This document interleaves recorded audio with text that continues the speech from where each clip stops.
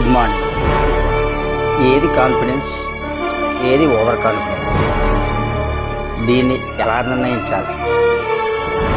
Elon Musk space ఎక్స్ను స్థాపించినప్పుడు అతనిది over confidence అన్నారు.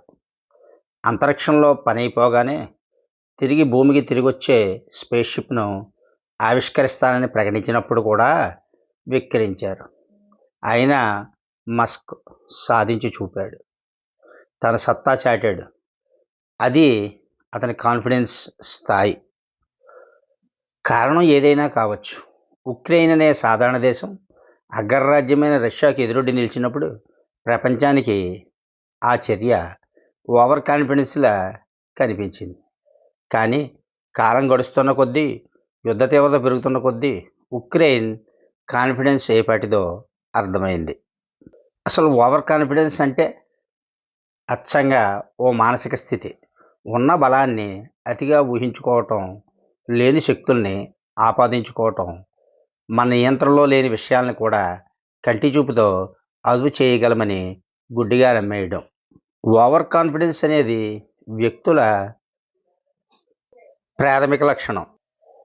కొందరు జన్యుపరమైన కారణాలతో, కొందరు పెంపకంలోని అతి గారాబం వల్ల, కొందరు అంతులేని ఆశలతో, కొందరు యాదృచ్ఛిక విజయాల ప్రభావంతో ఓవర్ కాన్ఫిడెన్స్కు బ్రాండ్ అంబాసిడర్లుగా మారిపోతారు.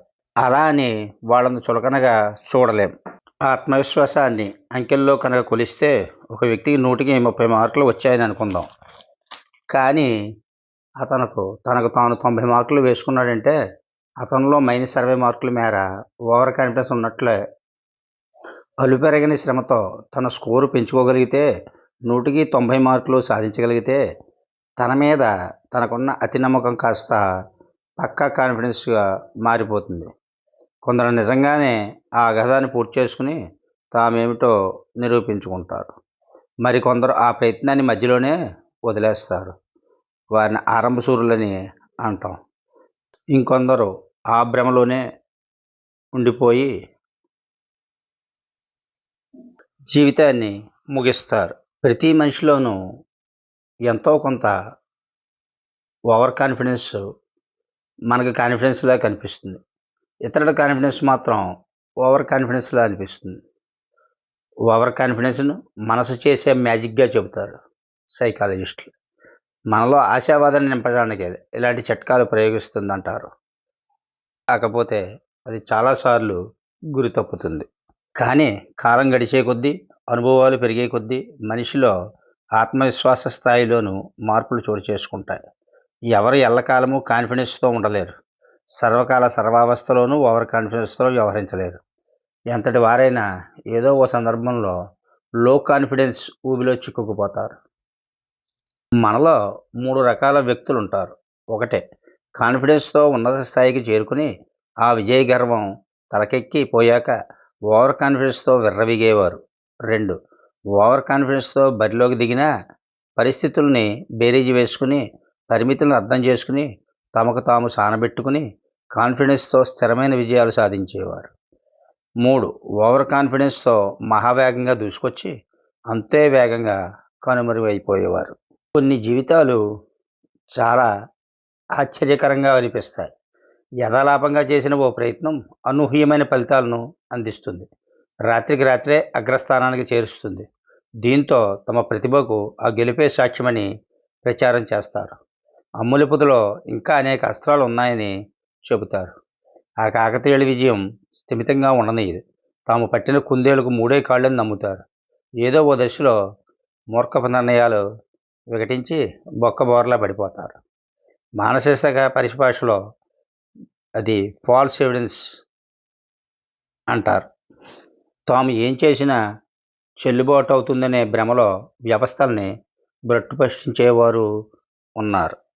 ఓవర్ కాన్ఫిడెన్స్ అనేది వ్యక్తులకే పరిమితం కాదు, చాలా కంపెనీల్లోనూ కనిపిస్తుంది. బ్లాక్ బస్టర్ వీడియోస్ అనే సంస్థ అమెరికాలో హాలీవుడ్ సినిమాల వీడియో క్యాసెట్లను అద్దెకిచ్చే వ్యాపారం చేసేది. ఓ సందర్భంలో నామమాత్రపు ధరకే నెట్ఫ్లిక్స్ను సొంతం చేసుకునే అవకాశం వచ్చినా ఆ ప్రతిపాదనను తిరస్కరించింది. భవిష్యత్తులోనూ తన వ్యాపారానికి తిరుగు ఉండదని ఊహించి ఓటీటీలను ఆదరణ పెరగడంతో పరిస్థితులు మారిపోయాయి. బ్లాక్ బస్టర్ వీడియోస్ తన ఓవర్ కాన్ఫిడెన్స్కు భారీ మూల్యం చెల్లించుకుంది. అదే ఓవర్ అసెస్మెంట్. అలాగే ఓవర్ కాన్ఫిడెన్స్ దెబ్బకు విజయ్ మాల్యా చిన్న వయసులోనే కుటుంబ బాధ్యతలు తీసుకున్నాడు. తండ్రి హయాంలో మొదలైన మద్యం వ్యాపారాన్ని వేగంగా విస్తరించాడు. పేరు, డబ్బు వచ్చిపడ్డాయి. దీంతో తన మీద తనకు ఎక్కడ లేని నమ్మకం వచ్చేసింది. గ్లామర్ ప్రపంచంతో రాసుకు పూసుకుని తిరిగాడు. ప్రధాన వ్యాపారంపై శ్రద్ధ తగ్గించాడు. విమానయానం నేల చూపులు చూస్తున్న సమయంలో ఎయిర్లైన్స్ వ్యాపారంలో అడుగెట్టాడు. తన బ్రాండ్ విలువ అద్భుతాలు చేస్తుందని కలగన్నాడు. అంతలోనే ఆ భ్రమ బద్దలైపోయింది. వ్యాపార సామ్రాజ్యం కుప్పకూలింది. అప్పుల కుప్ప మిగిలిపోయింది. అలాగే బైజూస్ రవీంద్రన్ ఉత్థాన పతనాలు ఓ పాఠం లాంటివే. క్యాట్ పరీక్షార్థులకు ట్యూషన్లు చెప్పుకునే ఆ యువకుడు కోటి ఆశలతో ఆన్లైన్ బోధన రంగంలోకి వచ్చాడు. అతని స్టార్టప్ ఘన విజయం సాధించింది. పెట్టుబడులు వెల్లువెత్తాయి. ఆ ఊపులో మార్కెట్ను ఏకఛత్రాధిపత్యంగా ఏలేద్దామనుకున్నాడు. ఎడాపెడా పోటీ సంస్థలన్నీ కొనేశాడు. ఆ విస్తరణే అతనికి శాపంగా మారింది. ఓ దశలో కంపెనీ నిర్వహణ పెనుభారం అయిపోయింది. అదే సమయంలో మార్కెట్లో కస్టమర్ల ఆదరణ తగ్గింది. ఫలితంగా సంస్థ విలువ దారుణంగా పడిపోయింది. అతను ఇప్పుడు విదేశాల్లో ప్రవాస జీవితం గడుపుతున్నాడు. అలాగే అనిల్ అంబానీ, సహారా సుబ్రతారాయ్, నీరవ్ మోడీ తమను తాము అతిగా అంచనా వేసుకోవటం వల్ల వ్యాపార జీవితంలో ఘోరంగా ఓటమి పాలైన వ్యక్తులు.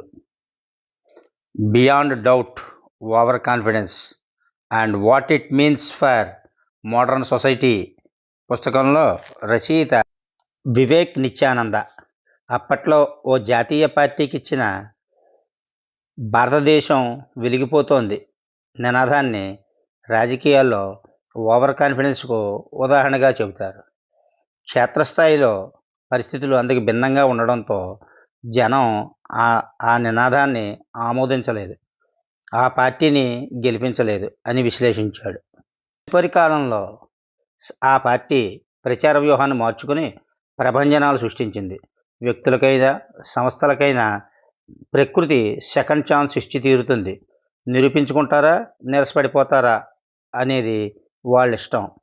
ట్రంప్ వ్యాపారవేత్తగా ఎదిగాడు. ఆయన సంస్థలు దివాళా తీశాయి. మళ్ళీ లాభాలు సంపాదించుకున్నాడు. అమెరికా అధ్యక్షుడిగా గెలిచాడు. ఆ తర్వాత ఓడిపోయాడు. తాజాగా రెండోసారి గెలిచాడు. ట్రంప్ జీవితంలోని ప్రతి అపజయంలోనే కాదు, ప్రతి విజయంలోనూ ఓవర్ కాన్ఫిడెన్స్ పాత్ర ఉందని అంటారు నిత్యానంద. ఓవర్ కాన్ఫిడెన్స్ మనల్ని మాయలో పడేస్తుంది. అదే మనం నిజ స్వభావం అని అనుకుంటాం.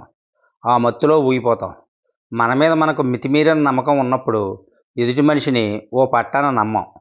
అవతల వ్యక్తులోని నైపుణ్యాన్ని గుర్తించం.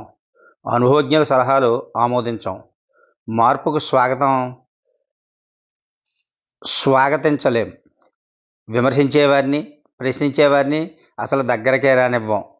దీంతో చుట్టూ భజన పరులు చేరిపోతారు. ఓవర్ కాన్ఫిడెన్స్ వ్యక్తులతో ఇంకో ప్రమాదం ఉంది. తన మిడిమిడి జ్ఞానంతో, అర్థం లేని అహంకారంతో ఎదుటివారి ఆత్మవిశ్వాసాన్ని దెబ్బతీస్తారు. ఇది ఒక రకమైన మానసిక వ్యాధి. మనం సమీక్షించుకున్నప్పుడే రోగ లక్షణాలు బయటపడతాయి. ఓవర్ కాన్ఫిడెన్స్లు వదిలించుకోవడానికి అనేక మార్గాలు. అంతిమ నిర్ణయం మనవే అయినా నలుగురి సలహాలు స్వీకరించాలి. నిజానిజాల సంగతి ఎలా ఉన్నా విమర్శలను స్వాగతించాలి. చుట్టూ ఉన్న సమాజం పట్ల అవగాహన పెంచుకోవాలి. కొత్త నైపుణ్యాలకు పదును పెట్టుకోవాలి. శిథిలమైపోయిన పాత భవనం స్థానంలో కొత్త ఇల్లు నిర్మించుకోవాలంటే ముందుగా ఆ ఇంట్లోంచి బయటికి వచ్చేయాలి. నిర్మాణాన్ని పునాదులతో సహా కూర్చేయాలి. వ్యక్తిగత పునర్నిర్మాణానికి కూడా ఇదే పోలిక వర్తిస్తుంది. టన్నుల కొద్ది అహాన్ని, ఉందనుకుంటున్న జ్ఞానాన్ని, లేదనుకుంటున్న అజ్ఞానాన్ని బేషరతుగా వదిలేసుకోవాలి. మనలోంచి మనం బయటకు వచ్చి ఆత్మసమీక్ష చేసుకోవాలి. అంటే అసలు ఓవర్ కాన్ఫిడెన్స్ ఉండకూడదనా? కాదు, కొంచెం ఓవర్ కాన్ఫిడెన్స్ ఉండడం అవసరమే. కాలం కంటే పరిస్థితుల కంటే, సగటు మనిషి ఆలోచనల కంటే చాలా ముందుకెళ్ళి ఆలోచించడానికి మామూలు ఆత్మవిశ్వాసం సరిపోదు. కించిత్ ఓవర్ కాన్ఫిడెన్స్ ఉండాల్సిందే. కొందరి అంతులేని ఆత్మవిశ్వాసం ప్రపంచ గమనాన్నే మార్చేసిన ఉదంతాలు కోకొల్లలు. మనిషి గాల్లో ఎగరడం సాధ్యమే అని నమ్మేంత ఓవర్ కాన్ఫిడెన్సే రైట్ బ్రదర్స్తో విమానం తయారు చేయించింది. ఆ విమానంలో కూర్చుని మ్యూజిక్ వినడం ఎందుకు కుదరదనే ఓవర్ కాన్ఫిడెన్స్తో కూడిన ప్రశ్నే వాక్మెన్ను తయారు చేయించింది. కొన్ని సంప్రదాయ వైద్య విధానాల్లో ఔషధాలకు చిటికెడు పోమ విషాన్ని జోడిస్తారు. ఓవర్ కాన్ఫిడెన్స్ కూడా అలాంటిదే. ఓ కథ విందాం. అనగనగా ఇద్దరు విద్యార్థులు. మొదటివాడు చురుకైనవాడు, ఆత్మవిశ్వాసం ఉన్నవాడు. చార్టర్డ్ అకౌంట్ కావాలన్నది అతని లక్ష్యం. రెండోవాడు ఏమంత తెలివైన విద్యార్థి కాదు, కానీ ఓవర్ కాన్ఫిడెన్స్కు లోటు లేదు. ఏదో ఒకరోజు కంపెనీ పెట్టాలన్నది అతని కల. మొదటివాడు సులభంగానే తన కల నెరవేర్చుకున్నాడు. రెండోవాడి ప్రయాణం మాత్రం సాఫీగా సాగలేదు. అత్యవసర మార్కులతో యూనివర్సిటీ పట్టా అందుకున్నాడు. డేటా ఎంట్రీ ఆపరేటర్గా కెరీర్ ఆరంభించాడు. ఎక్కడా కుదురుగా ఉండలేదు. సవాళ్ళను అధిగమించి, కష్టాలను భరించి ఉన్నత స్థానానికి చేరుకున్నాడు. ఆ తర్వాత ఉద్యోగానికి రాజీనామా చేసి తనదైన కంపెనీని ప్రారంభించాడు. మంచి టర్నోవర్ సాధించాడు. జీతభత్యాలు ఆకర్షణీయంగా ఉండడంతో ఆ కంపెనీలో చీఫ్ అకౌంట్స్ ఆఫీసర్గా చేరాడు. మొదటివాడు ఇక్కడ కాన్ఫిడెన్స్తో పోలిస్తే ఓవర్ కాన్ఫిడెన్స్దే పై చేయి అయ్యింది. అలా అని అన్ని సందర్భాల్లోనూ ఇలా జరుగుతుందని చెప్పలేం. ఎందుకంటే ఓవర్ కాన్ఫిడెన్స్లో రిస్క్ ఎక్కువ. నిజానికి రిస్కే వాళ్ళ బలం. ఆ తెగువతో ఓవర్ కాన్ఫిడెన్స్ వ్యక్తులు వేగంగా నిర్ణయాలు తీసుకుంటారు. పడ్డాలేస్తారు, దుమ్ము దులుపుకుని మళ్ళీ పరిగెత్తుతారు. కొన్నిసార్లు కాన్ఫిడెన్స్ సన్నగిల్లిపోతున్నా సరే ఓవర్ కాన్ఫిడెన్స్ ముసుగేసుకోవాల్సిన అనివార్యత ఏర్పడుతుంది. ఓవర్ కాన్ఫిడెన్స్లో అంతర్లీనంగా ఆశావాదము ఉంటుంది. తమ ఆరోగ్యం మెరుగుపడుతుందనే బలమైన నమ్మకం ప్రాణాపాయ స్థితిలోని రోగుల్ని మృత్యుద్వారం నుంచి వెనక్కొచ్చిన లాక్కొచ్చిన ఉదంతాలు అనేకం. కాకపోతే ఆ ప్రభావం తాత్కాలికం. అంతిమంగా అచ్చమైన ఆత్మవిశ్వాసమే స్థిరంగా నిలుస్తుంది. కాన్ఫిడెన్స్ లేనివారు ఏ ప్రయత్నమూ చేయరు. దీంతో విజయాలు ఉండవు, వైఫల్యాలు ఉండవు. సాధారణ కాన్ఫిడెన్స్ ఉన్నవారికే విజయాలు ఉంటాయి, కానీ ఘన విజయాలు ఉండవు. ఎందుకంటే వాళ్ళు తమ బలానికి సరిపడా లక్ష్యాన్నే ఎంచుకుంటారు, దానికోసమే పోరాడతారు, అదే సాధిస్తారు, అక్కడే స్థిరపడతారు. ఓవర్ కాన్ఫిడెన్స్ వ్యక్తుల విషయానికి వస్తే ఏదైనా జరగచ్చు. వాళ్ళను లోపాలతో కూడిన బాంబుతో పోల్చవచ్చు. పేలిందా భూమి దద్దరిల్లుతుంది, తుస్సుమందా సమాజం పక్కుమంటుంది. అంత అనిశ్చితిని భరించడం కంటే ఓవర్ కాన్ఫిడెన్స్ను వదిలించుకుని ఆ మేర కాన్ఫిడెన్స్ను పెంచుకోవడమే ఉత్తమం. లేని శక్తిని ఊహించుకున్న వారికి కొత్త బలాన్ని సమీకరించడం పెద్ద సమస్య ఏమీ కాదు.